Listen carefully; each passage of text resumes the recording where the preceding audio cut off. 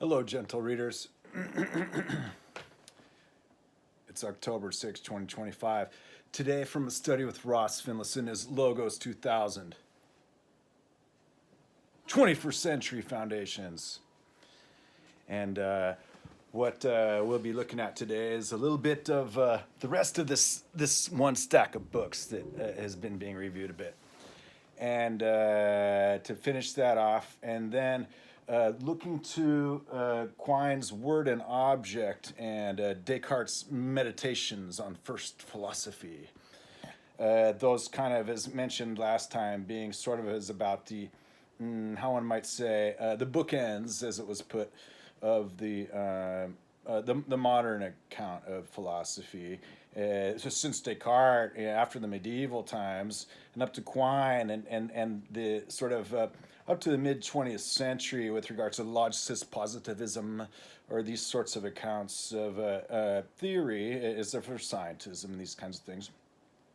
So the requirements or recommended background for this sort of survey are a universal education, a love of reading, a thirst for knowledge, and for its own sake, a sort of a study into the foundations.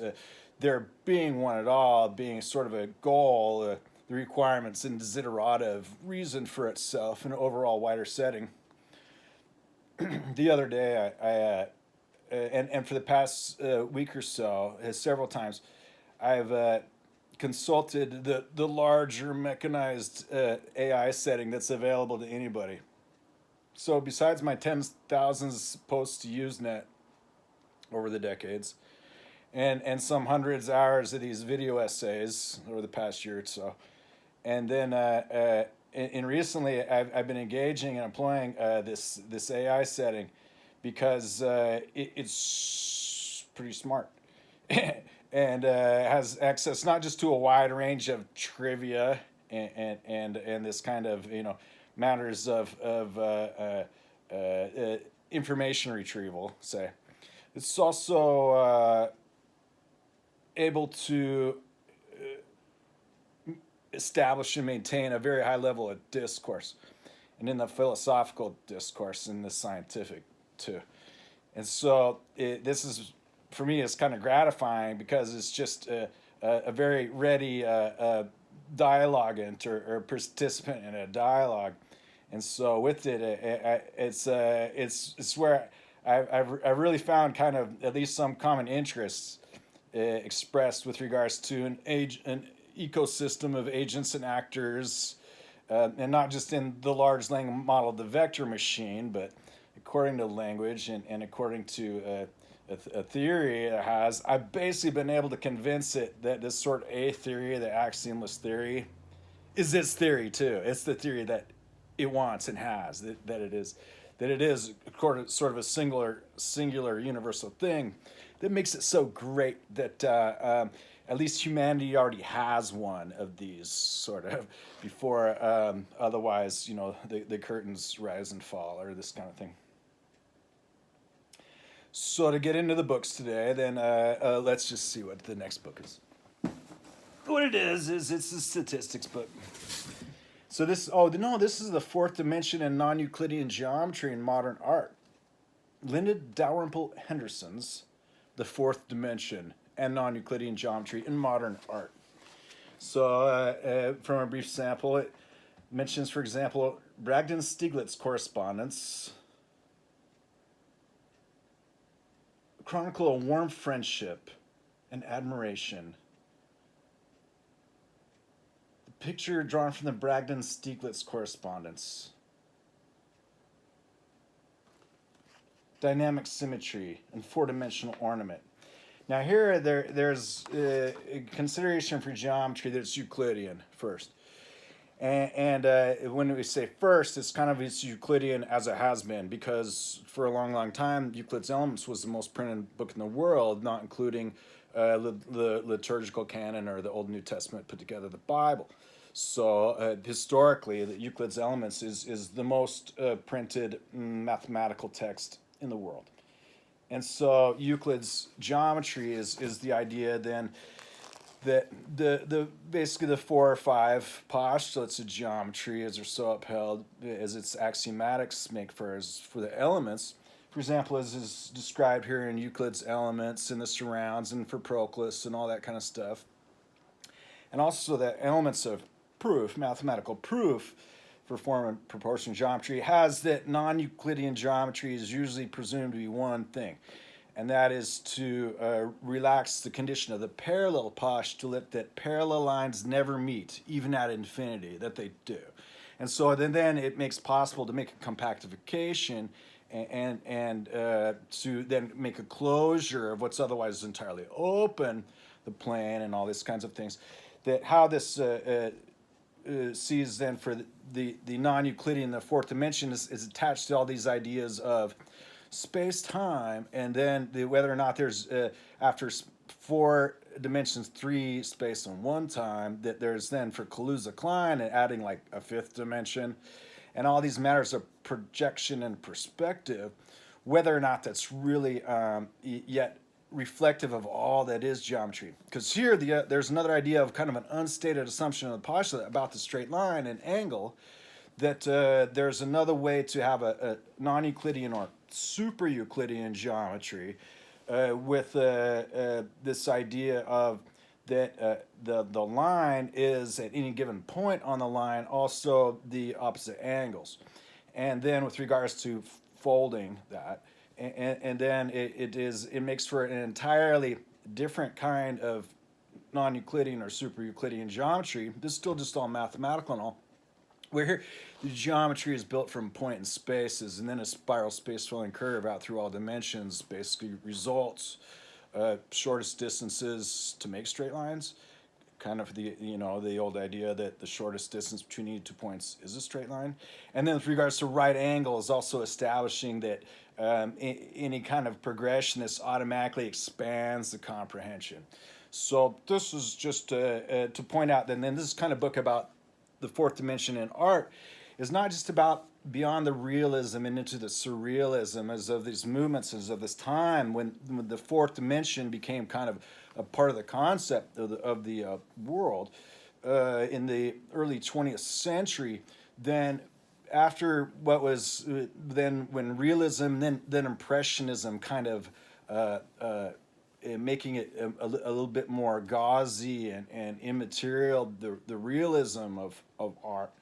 Then it gets into for these forms of the visual and graphical media into the surrealism and then the modernism. So for impressionism, surrealism, and modernism and these kinds of things. That then it's not really part of the parcel of the foundations as, for example, language is or geometry is. Art, yet it is well part of the expression.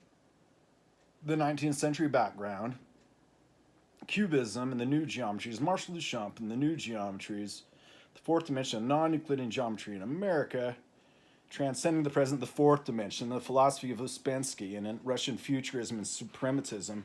Well, now that's kind of put down, where it's figured that futurism is a bit, unfortunately, too closely associated with the fascism. And then the fascism, as Polybius describes for us, who's a Roman historian from the time of the Roman Republic, Polybius describes his world history with regards to Carthage and then Hannibal and Hannibal's great successes as the wars of Hannibal and Flamininus and so on, as reported by Polybius makes so. That then Polybius makes a great account of the Roman Republic, its constitution. Here, for example, as we read from Aristotle, that constitution is the rule of law, or democracy is the rule of law, and then we have a populist democracy, we have an Athenian democracy where everybody has a vote, and a representative democracy where everybody has a vote to vote people up, to make it simplified for the matters, where, for example, according to Aristotle's account, is that usual working people are busy and don't have time to engage in all these politics. Then the account then of democracy as rule of law has that then Polybius describes the fasces as basically the emblem of the magistrates of the courts of the Roman Republic.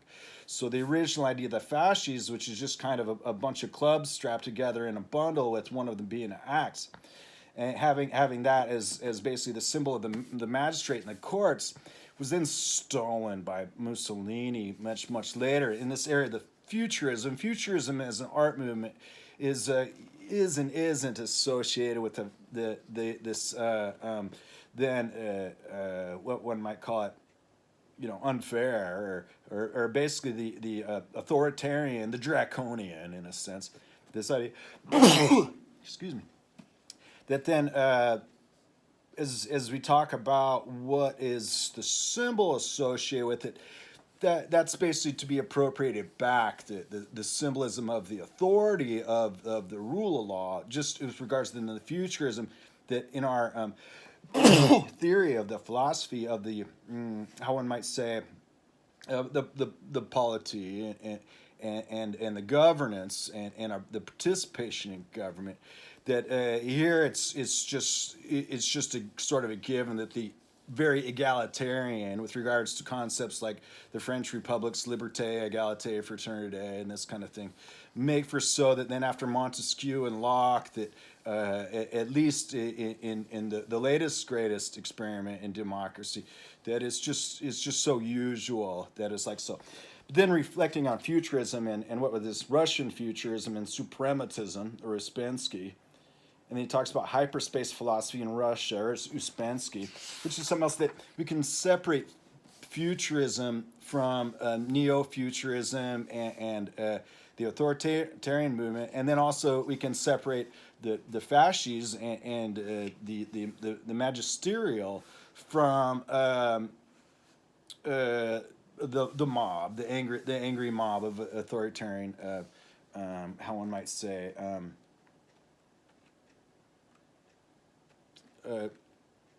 Subjects, say.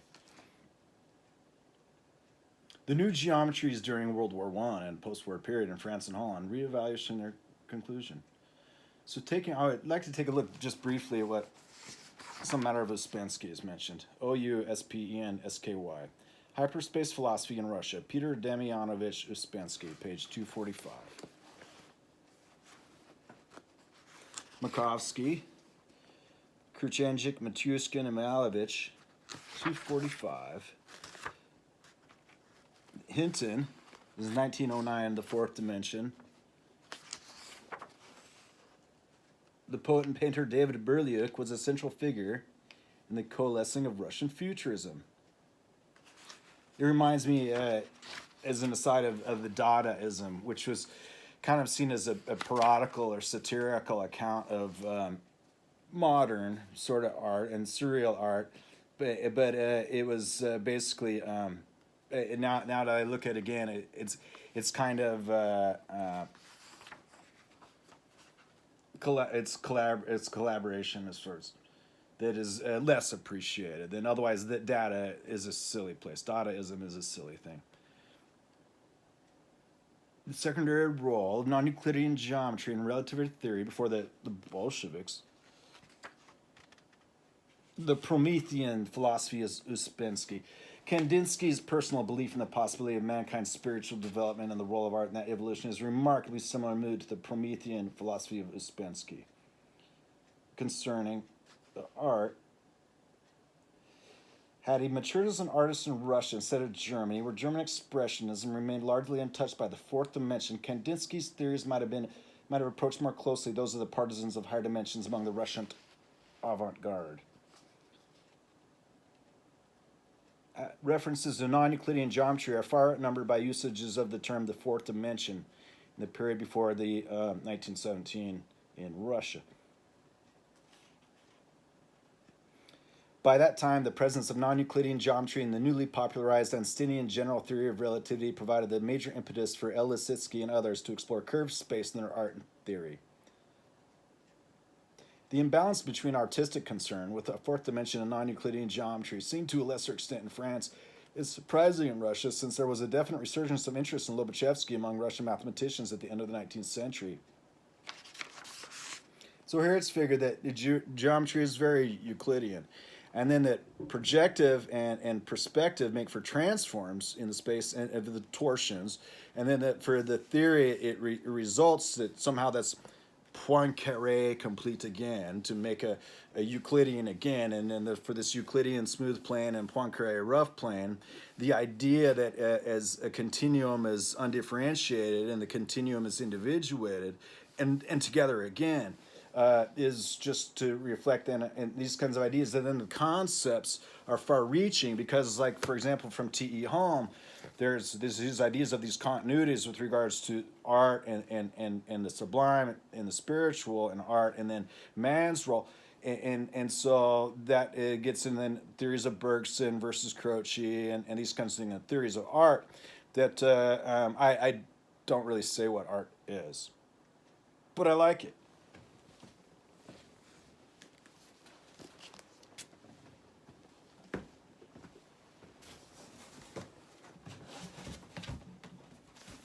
Here's the rest of this box of books. We've been going through a box of these books for about a few episodes. And I have some 50 or 60 boxes of these books that I've collected, or a few thousand volumes, a little personal library. It was once said, and it was as a point of pride, that every educated person had to collect a library. Biology and the Human Sciences, Pringle, Oxford. Withdrawn from the library, meaning they would have better ones by now. 1972. Biology and the Human Sciences. Preface.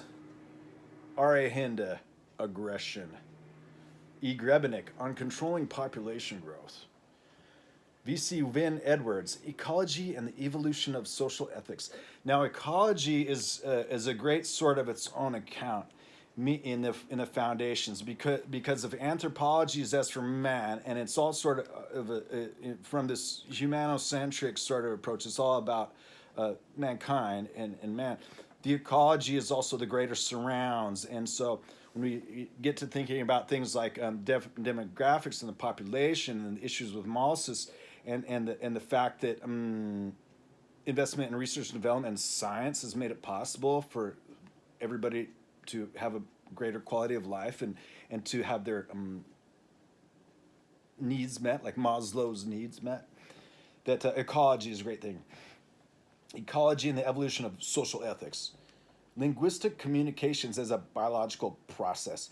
Well, here we have language, and then as a biological process gets into things like for Whatmough's or human Kaminsky's logic and language about the phonetic is as for making words from phonemes and then making that etymology and always reflecting that words are both textual and as well vocal, and so there's something to be said for this as a biological process, whether that's just a study and it's not really necessarily kind of the idea of language or logos and discourse itself, this kinds of things.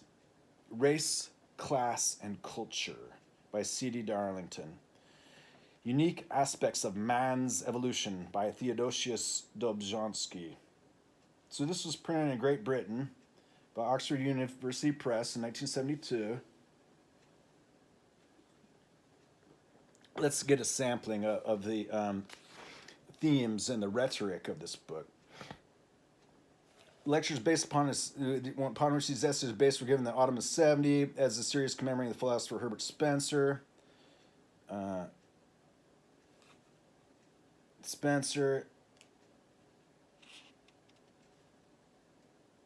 Herbert Spencer was not himself either a biologist or a human scientist, as Professor Darling pointed out, and as Charles Darwin remarked, Spencer's habit was to think very much and observe very little. Since that time, biology and the human sciences have become observational and experimental subjects, and the connection between them is no longer simply a matter for conjecture, but is an established fact. Nevertheless, it requires deep thought. So that's been addressed here, like as with regards to the brain, and as from that matters of the mind or the machine and that kind of thing, vis-a-vis the man and the individual. For something like Goodman's et al. As individuals it's explored here, for example, in the last episode or so, why so many social experiments are fundamentally flawed, and to mathematically prove that is so as well, and these kinds of things. Yeah, we're talking about human sciences. It says, and so Pringle, the editor, says Spencer left his mark on our civilization in many different ways. He was the first to use the terms heredity and evolution in their modern sense, and his belief in the universality of the evolutionary process deserves for him a better reputation than he usually now enjoys. So here's a sum of histories and sum of potentials, and a least action and least gradient. And with that being kind of like the sum of histories and sum of potentials is the way of things, and the least action and least gradient is just the least amount of change. It's also that's it all the way around, that the sum of potentials indicates always the potential for change, vis-a-vis heredity as kind of the sum of histories, and evolution is the sum of potentials. Its code of ethics was highly colored by the nature of the society in which he lived, as are we all. Everyone is the sum of their influences, in a sense. But who are we to pass final judgment, however much we may be repelled by some of the things which he wrote? I don't know. I don't know what he wrote. Human science will always be a controversial subject, and some people will disagree with things that are written in these essays. Progress during the last 50 years has, however, given us a more objective point of view, even about ourselves and our own society, and it is this rather than philosophical speculation or polemics, which the new honor school at Oxford seeks to encourage in those who elect to study it. For them, for people in other universities who may be considering similar courses of study, for all those who must be concerned for the future of mankind, these essays provide part of the foundation upon which our knowledge must be built. And so if art is not so much addressed in these talks, and the philosophy of man is to some great extent, or as a central aspect. And then with this is with regards basically to evolutionary biology and evolutionary sociology, culture. So let's see here. Hint on aggression. Superficial generalizations, behavior particulars, but clearly the best to apply is in the combination of both approaches. He says, man is also an animal. Here are the ideas that man is animal, man is machine, yet man is mind. So we're kind of above that stuff in a sense. Yet as well we are in it. So that's just the usual way that it is. He talks about experiment and allowance. Proper allowance for the increase in complexity must be made in generalizing from animal to man. We must remember that man alone has a true language, and correlated with this, he lives in a conceptual world more complex than that of any animal. So that basically is to help reflect that the usual idea of studies of the conditional and operant studies, and those basically relating that, animals do understand pleasure and fear, and that many psychologists saw that as basically the levers or the buttons to push on people for operant conditioning and things like that.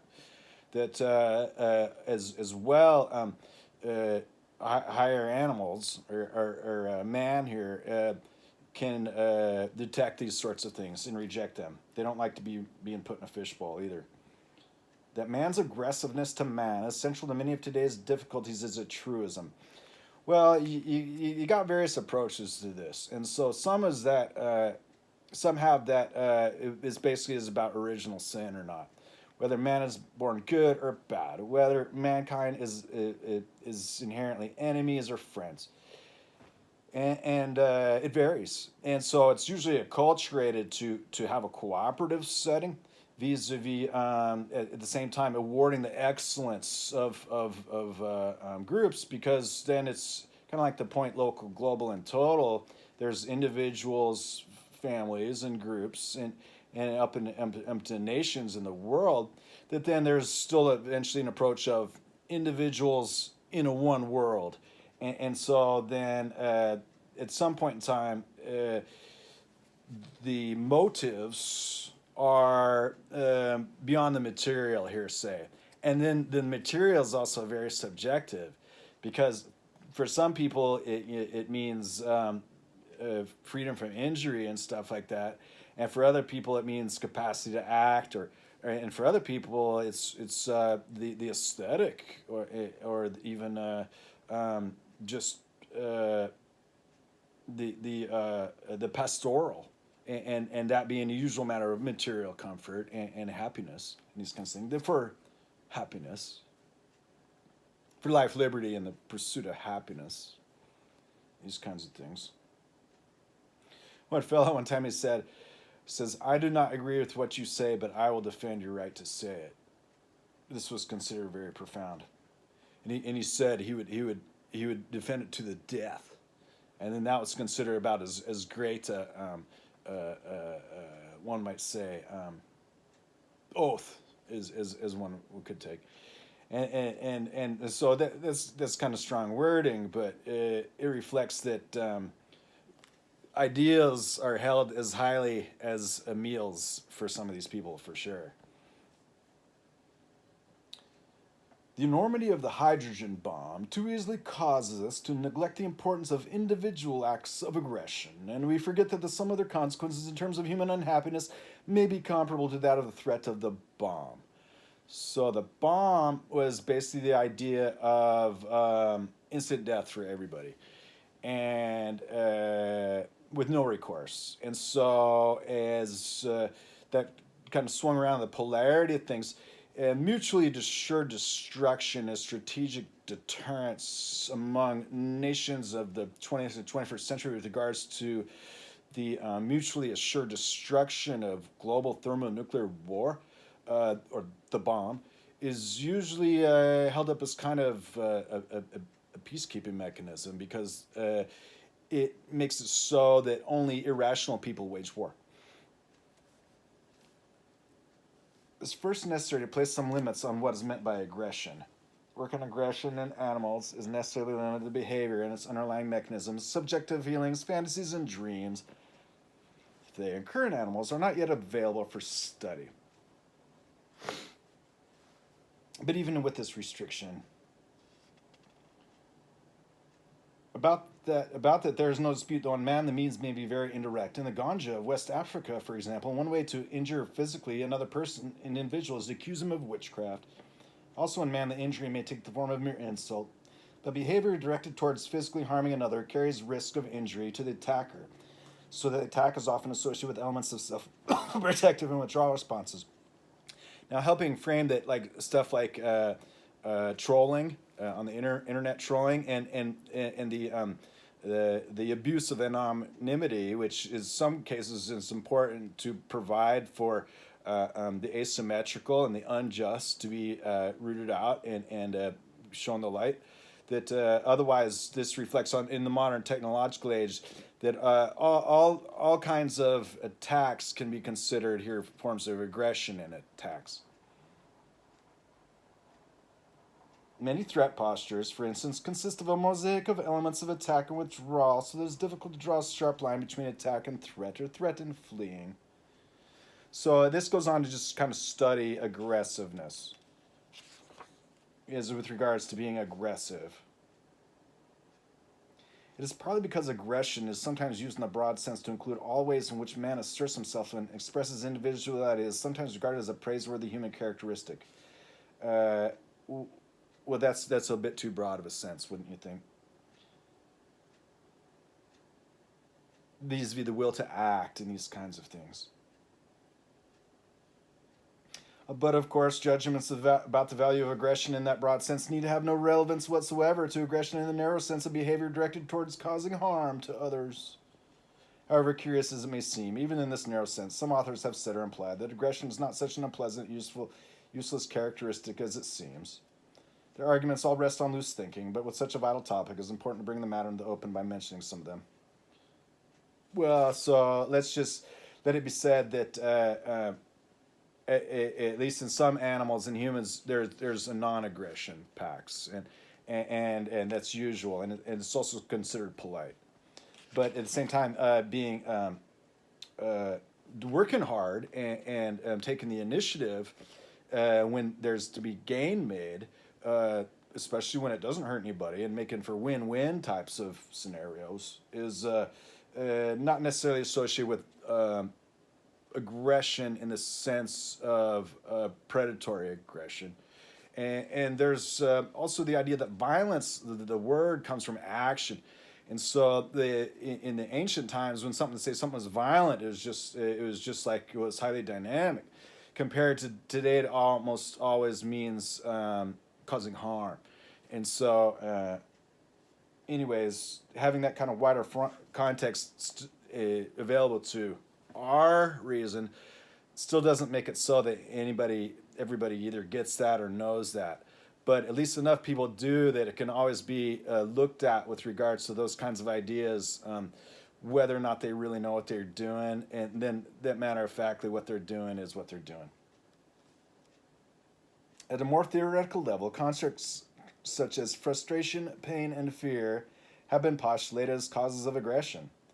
And there's also the psychosis, where sometimes said the definition of psychosis is doing crimes because they can get away with it. And so, the causes of aggression are usually matters of competition, and then most usually, say.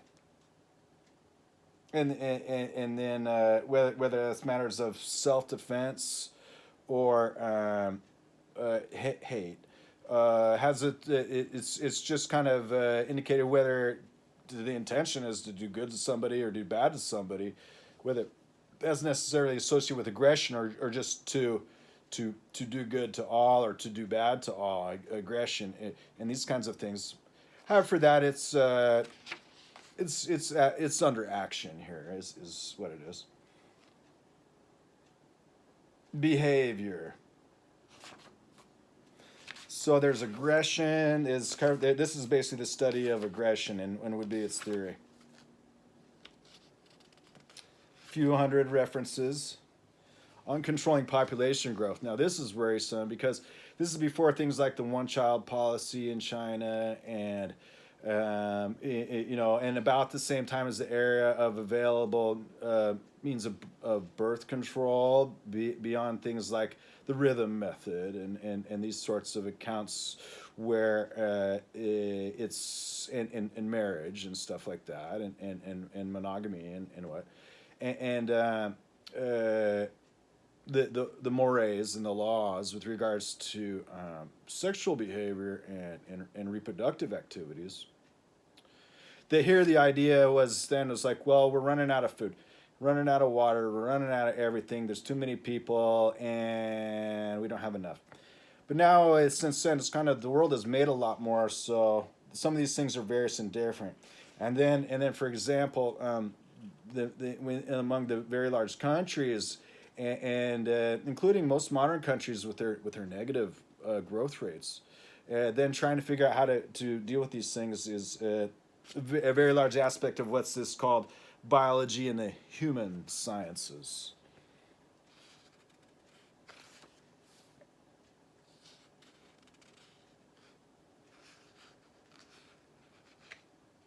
Biologists, social sciences, religion, mankind, society, population, growth rate, developed societies, family planning,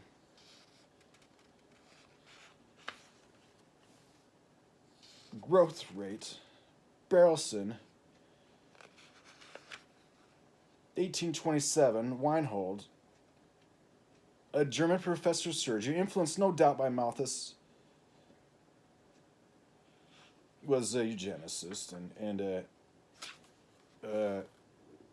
classicist, one might say, I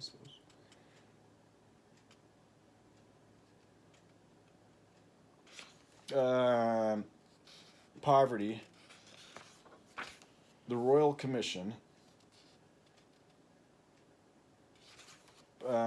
issues with life,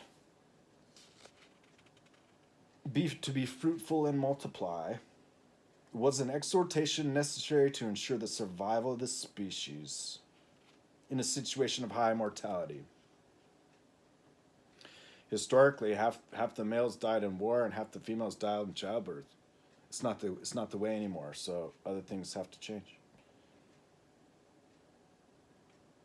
Population, the problem.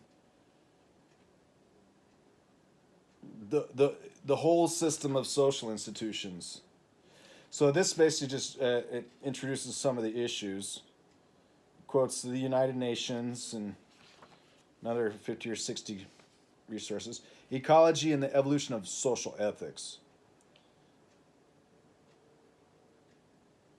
Now, I don't know much about Herbert Spencer, upon which is this kind of a Festschrift, but I wouldn't want to associate, for example, as was discussed here about the Darwinians versus Gold and stuff like that, or Gold putting down naive Darwinians, or neo-Darwinians.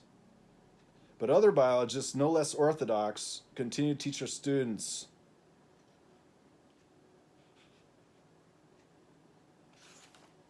talking about rates, machinery, self-regulation, ecology and the evolution of social ethics.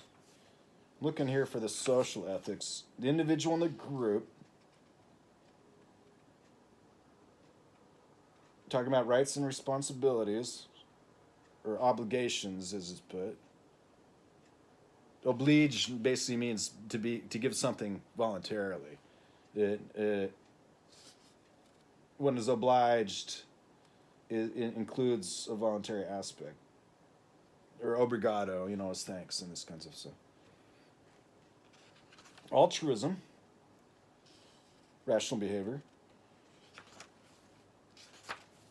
Safeguards. In a world where the global environment is under threat from pollution, the population explosion, and the possibility of nuclear war, should one on these grounds be prepared always to submerge community and even national interest in favor of supranational ones? The author suggests no.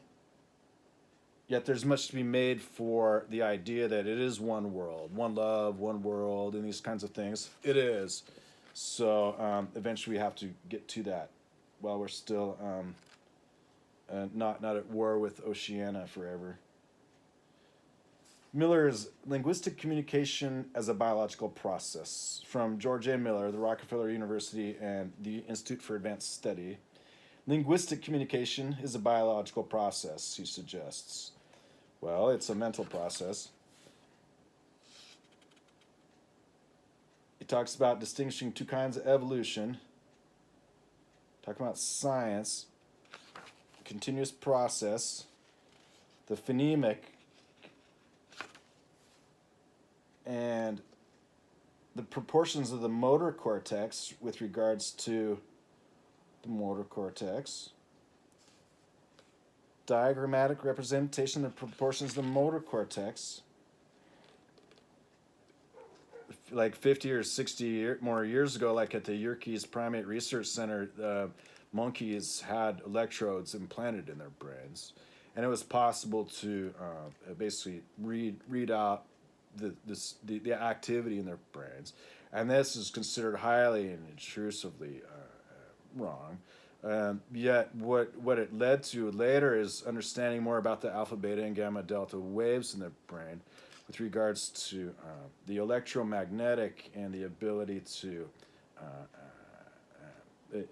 interfere with such patterns and thus attempt to measure them, or to interfere with such patterns and thus attempt to influence them. That there's much to be said for something like a Clean and Quiet Air Act, where the EPA long ago established a Clean Air Act because so many people were dying from terrible diseases from air pollution. And this is still sadly true in many parts of the world. And then a Quiet Air Act is basically the idea that electromagnetic radiation, or dirty RF, dirty radio frequency, is, for example, associated, and not just from Wi-Fi or radio sources, but from all the different AC to DC converters or DC to AC converters that result noise in otherwise smooth alternating current, which according to any number of different corners, anything that's basically got a corner and edge, which all electrical circuits do, causing radio frequency, that that's associated in at least some studies of rodents. For example, that exposure to this is bad, and it's bad for development, and it's bad for health. So the idea of a clean and quiet air act is one of these things that the society must eventually confront, as that, for example, it's causing that diseases and syndromes associated with these developmental problems are largely directly correlated to the digital electronics. The brain and speech. All human societies are known to possess language. In order to make such a claim, of course, we imply that there are universal features of human language that enable us to recognize it wherever it occurs. All languages have a phonology, grammar, and lexicon. Their pronunciation exploits some subset of about 20 or 30 distinctive phonological features. Their grammars must have a base component and transformational component, if you were that kind of grammarian. Their lexicons must exploit a large but finite set of possible semantic features, if you are that kind of semanticist. The rules must be expressible in certain standard forms, etc. At the surface level, there is enormous heterogeneity, but at the level of general design features, it is now widely believed that all human languages may be very much alike. These common features are called language universals.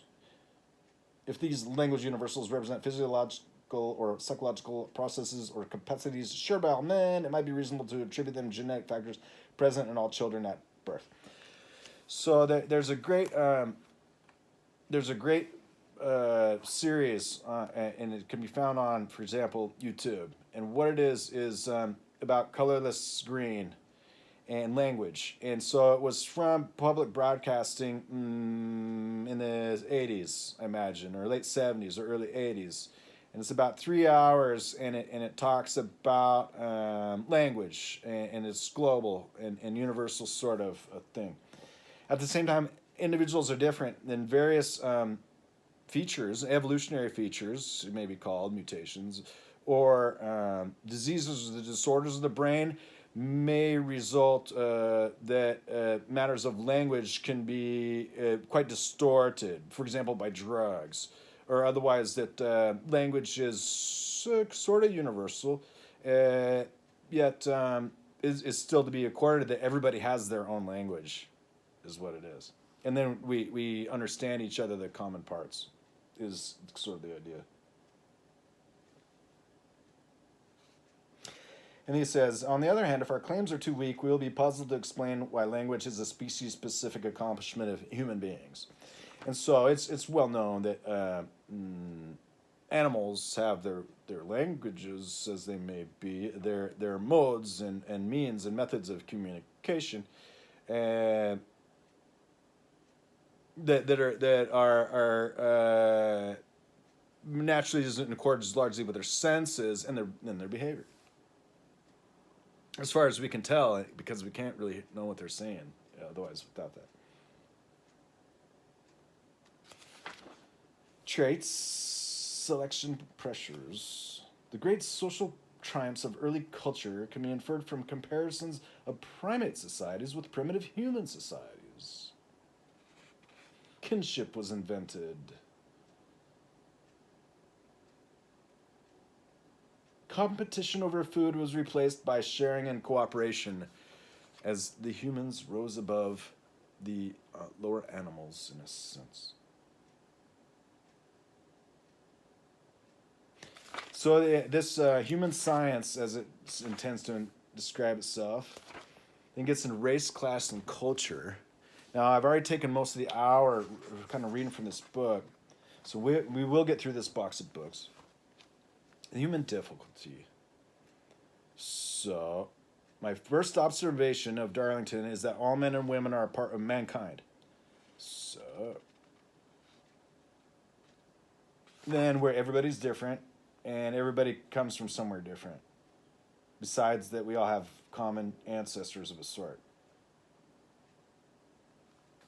We got the central dogma of molecular biology and nature versus nurture and all that kind of stuff. In the socioeconomic aspects of things. The brain. And so the brain in its development, of course, is a very individual thing, and is the journey itself. Breeding and crossbreeding, inbreeding and outbreeding, conformity, invention and discovery,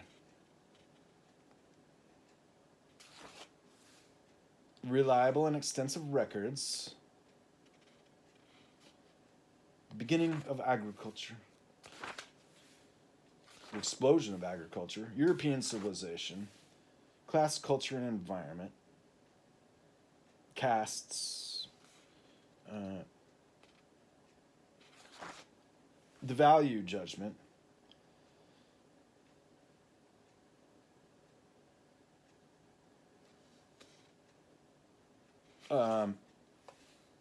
examples. In a word, people have different contributions to make to society.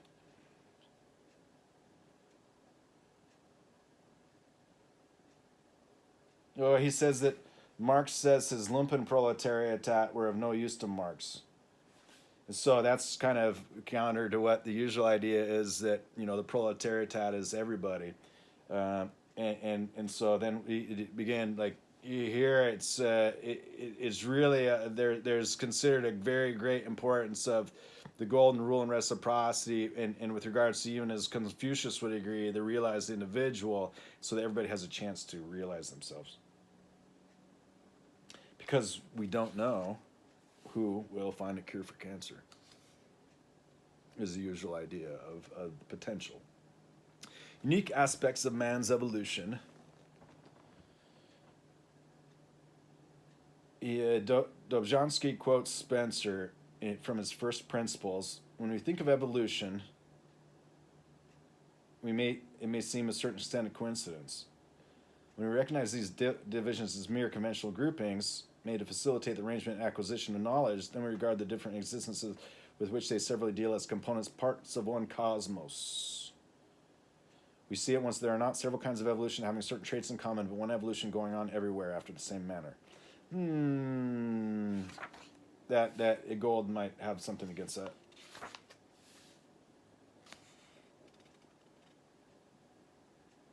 I'd have to look at not only kind of the definitions and the terms established to intend to categorize the things, but also their later usage, because this gets into the capricious and arbitrary in a sense. A truly unique human faculty,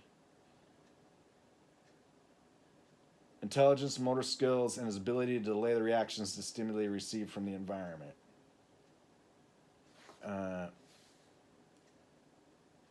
Or condition their reactions to the environment. For example, an animal might be surprised at your presence and fly away, whereas yet after it becomes accustomed to your presence because it hasn't been eaten or otherwise harassed or something like that, it may not. So it's not to be said that that's some particular thing. That's usually related to the executive function and these kinds of things, the operation. Western civilization has shown itself capable of evolving most rapidly. This was written in 1972, so now it's been a while. Well, that's the end of this book. Well, there's not too much time left here. Let's see here. Fast reactions. So Bradley, this is another book from Oxford. Oxford Chemistry Series, edited by Bradley, J.N. Bradley, 1975, Clarendon Press, Oxford. Nanosecond time scale. Our knowledge of molecular structure is very closely coupled to the development of theoretical understanding. However, the situation regarding dynamic processes is still primarily dictated by experimental techniques available, though naturally theoretical studies have an ever-increasing part to play. So this gets into, the fast reactions. And so what these have in mind to describe is that besides our usual notions of reactions according to the rate of reactions, that these are the ones that happen, that they form particular catalyzations and the activities that establish these resonances and so on, that wouldn't be really a matter of the atomic chemistry, but they get in how one might say the structural and molecular chemistry with regards to the behavior of the flux as after the flow otherwise of these things, and the individual actions and their reactions and their products of these reactions.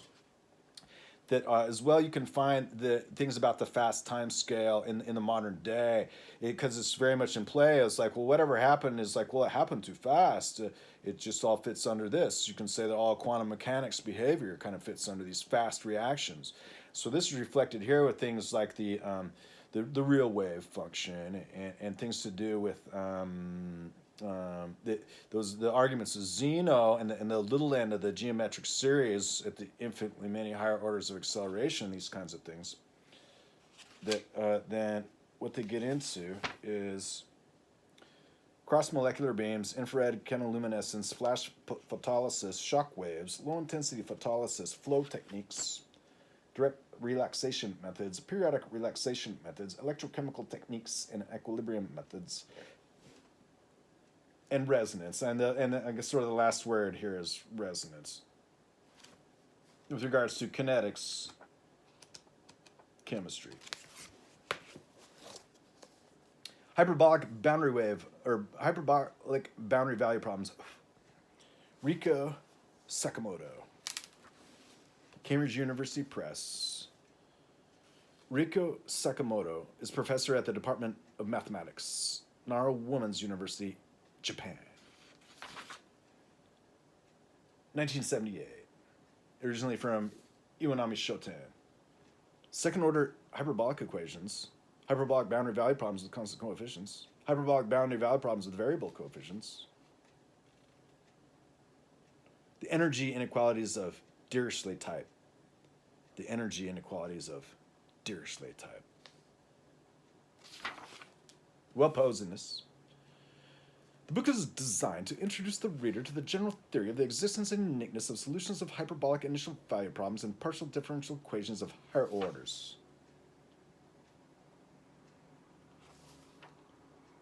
However, after setting down some ideas, I soon realized that this was an audacious task. I must confess that I often went astray while writing the book. Even now that the book has eventually taken shape, I fear that some readers may blame me for my obsession with logical consistency at the expense of the wider views of the theory which I originally had in mind. To such a reader, I can only reply by pointing out that my presentation is merely one of many alternatives for expounding the subject matter. Drawing a beautiful global map of the present state of the art is beyond my capabilities.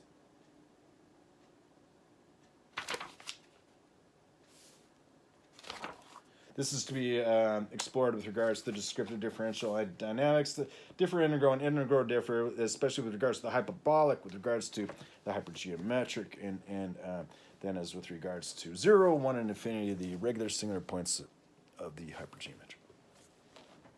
Ultrasound physics and instrumentation.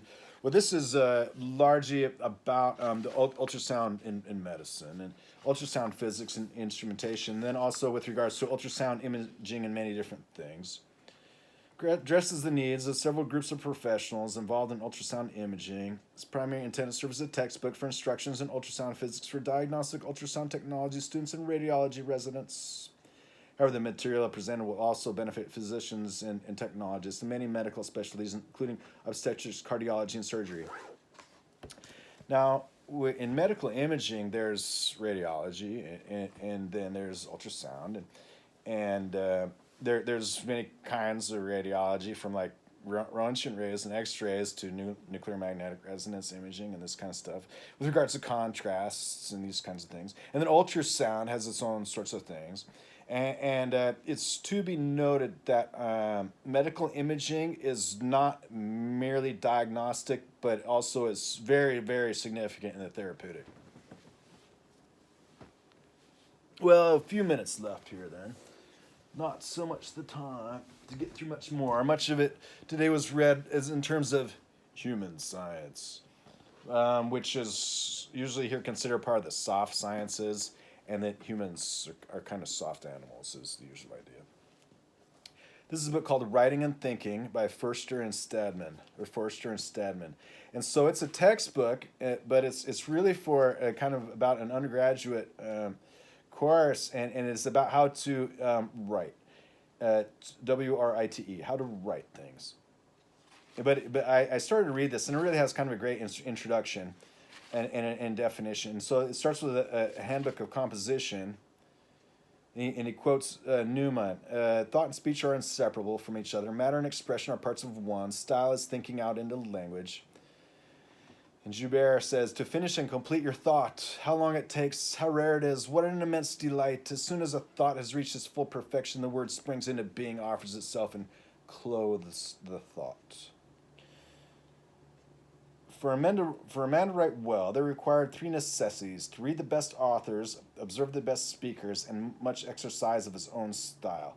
So that's much of the theme of this book, is like everybody, besides the fact that we have language and that people are going to use that, and some people's tool is to use language, there's much to be read, and there's so much to be read, you can kind of pick and choose what you want to read. So the idea is kind of identify what reading both widens your mind and confirms yet challenges your opinions. And then to write takes practice. And there's matters of influence and imitation and innovation and this sort of thing. So writing is involved largely with practice. And so first it involves reading. Reading is fundamental. It's what makes it possible to make it so the mind can operate at a textual and abstract level at all. So there's something like the dearth of literacy rates means not just a different approach of learners. It means a fundamentally different capacity to reason about things. Beyond this, as was mentioned, kind of the human sciences, the level between animals and humans, being able to reason about things. So literacy is to be acculturated almost in terms of reading and writing and arithmetic, which one may argue should be the only goals as part of that triumvirate of subjects and schools. With regards to some few others, with regards to things like civics and history and physical education to keep the students from being all sedentary and stuff like that, and art and music and these kinds of things, as also enabling these kinds of things, and then also with regards to the sciences and the trades, the higher developments, all these things, that reading is fundamental. And writing is not just an art form, but it's a rather it takes a lot of labor to establish that kind of skill. There's no way of writing well and also of writing easily. Well, I don't know about that. I mean, it's a matter of taste, a matter of style, and there's all kinds of things that as a reader I would appreciate as not so. So some people write easily very well, and some people write well very easily, and it's hard. But by improving it and practicing especially, is how to do that. And it's not always going to be possible to do that in environments merely conducive to acceptance. I mean, sometimes it's got to be in environments of debate and rhetoric and argument, so that debate and rhetoric and argument can remain their own sorts exercises in communication and language. That here language is mostly for the textual and the abstract, because all theory lives in that, and that is so. Practice is 9/10, says Emerson. When you can with difficulty say anything clearly, simply, and emphatically, then provided that the difficulty is not apparent to the reader, that is style. When you can do it easily, that is genius. Well, here's Coleridge. So Coleridge here is associated with the idea that there's this Comenius language, which is like all the truths learned. And then Coleridge is associated, it was like all the possibilities, poesy. So kind of like mathesis and poesis, kind of the idea. So the author puts it here, writing, in other words, should be organic, not mechanic. The form is mechanic, says Coleridge, when on any given material we impress a predetermined form, is this quote. And then the author says, as when the gardener trims a cedar tree in order to force it in an unnatural shape of a pyramid. Coleridge, the organic form, on the other hand, is innate. It shapes as it develops itself from within, and the fullness of its development is one and the same with the perfection of its outward form. Such as the life is, such is the form. Nature, the prime genial artist, inexhaustible in diverse powers, is equally inexhaustible in forms. Each exterior is the physiognomy of the being within its true image.